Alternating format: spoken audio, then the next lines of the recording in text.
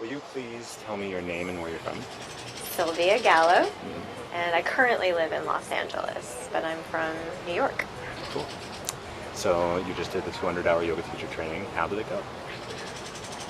Well, we were told 3 bullet points because it's so much to share, and I haven't come up with my 3 bullet points yet. It was really intense, so I feel like I accomplished something really amazing. And the teachers were so supportive, patient, and inspiring. I did some poses throughout the 3 weeks that I never thought I could do, and that made me feel like, oh my God, I can't wait to practice more when I go home. And I have a certification saying that I committed to something and I followed through, so that's really cool. And are you planning on teaching when you go home?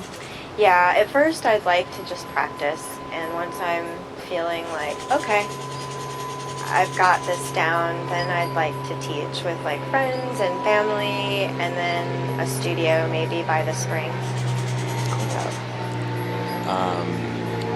What did you find was the most valuable part of the whole experience? Was it more the spiritual aspect or the asana aspect, or The two. I looked forward to practicing in the morning and challenging myself and being exposed to like a teacher who really just flows. Well, all 3 of them had such unique personalities, so that was really cool. So learning from 3 different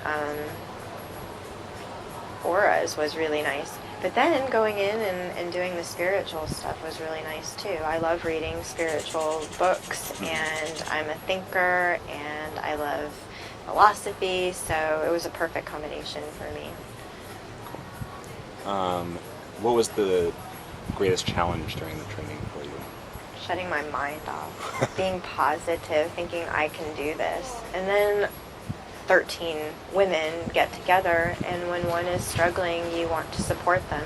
And then I was like, well, if I see that for her, then I can support myself. So it was just staying focused that it's okay if I made mistakes. My practice was not as good as others, but then some people were struggling in areas that I was doing well in, and everything was fine. So just staying positive. As far as the facilities go, how did you enjoy the space, the room, the yoga platform? I've been here before. So you knew how good it was. Yeah, I love the platform, being right there facing the ocean, but my favorite thing about present moment is no matter where you are, you can close your eyes, keep your eyes open, all of a sudden you realize, I hear the waves crashing, and they never stop. Sometimes they're soft and quiet, and I'll lay under my mosquito net, and I'm like, oh, I don't hear the ocean. And then I'm like, yeah, I do. But then sometimes it's just wild and raging, and that's my favorite part. And the staff here is really, really, really, really friendly and accommodating. So. And how's the food in the restaurant? The food's really good. I love Mexican food. So anytime there was something Mexican, I was very excited. Breakfast is incredible. So you can have whatever you want. Fruit, granola, eggs, beans. So the food's great. The smoothies are awesome. I'm disappointed that the yogi didn't exist before I got here, but at least I get to try it before I leave. And I really liked your ginger beer. It was yummy. And then as far as the school side of things, how was the curriculum, the schedule, the facilitators? It was challenging, but perfect. Like I feel like if it had gone slower, I wouldn't have learned as much. And if it was faster, it would have been overwhelming. So I really liked that we would get up in the morning, meditate, do yoga, get exposed to the flow that we were doing. First we did the hatha, and then we did the vinyasa. and then to practice it in the afternoon was extremely intimidating because art of teaching is about being taught and then sharing it. So we were teaching each other and we had to step up in front of each other, but we found our voices. And before I got here, I couldn't say Om out loud, like loud enough for someone to hear me. And then I had this realization 2 days ago that I'm saying Om and I'm not self-conscious about it. So you find your voice in art of teaching. Yeah. Do you want to Om for us? Okay.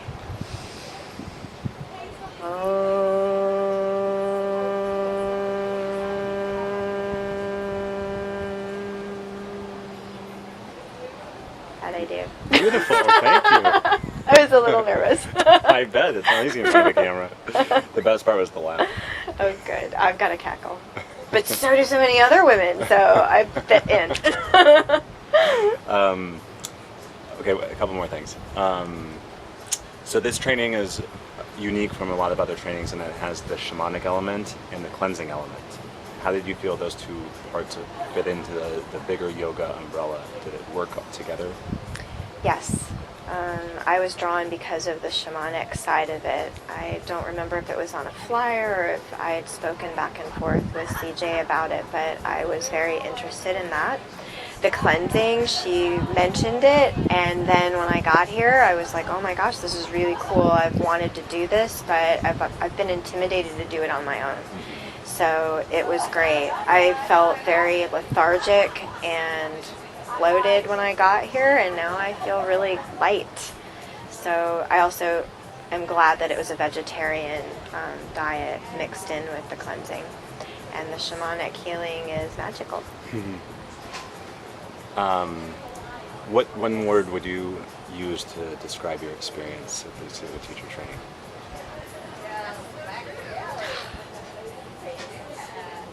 Yell it out when it comes to you. Magical! And I have a lot of gratitude. Oh, two beautiful words. Yeah. Thank you. You're welcome. Bye. Bye. Bye. Perfect. Oh, All right.